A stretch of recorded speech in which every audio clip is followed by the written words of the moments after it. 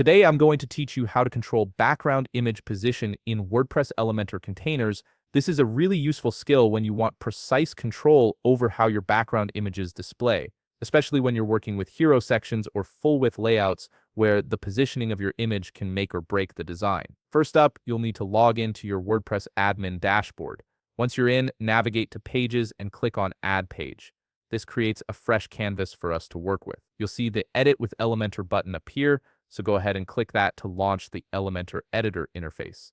Now look for the container widget in the left panel. You can either click it directly or drag it down to wherever you want it on your page.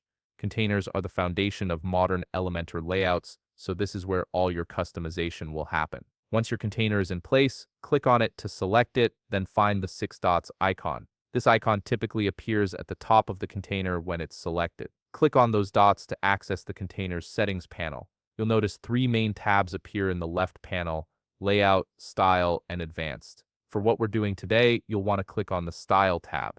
Inside the Style tab, locate the background type option and select Classic from the dropdown. As soon as you do this, the image section will appear below it, giving you access to all the background image controls. Next, click on Choose Image. This opens up your media options where you can either upload a fresh file from your computer or select something from your existing media library. Once you've made your choice, click Insert to add the image to your container. Now here's where the real control comes in. You'll see an option for image resolution just below where you inserted your image. Click on that drop-down and choose the resolution that best fits your needs, whether that's thumbnail, medium, large, or full size. The resolution you pick here affects both the image quality and how quickly your page loads, so choose wisely based on your design needs. Right below that, find the position drop-down. This is the key feature we're focusing on today. Click on it and you'll see several preset options like center, center, bottom center, or top left. Each of these presets controls exactly where your background image anchors itself within the container. If you're working with a portrait image, for example,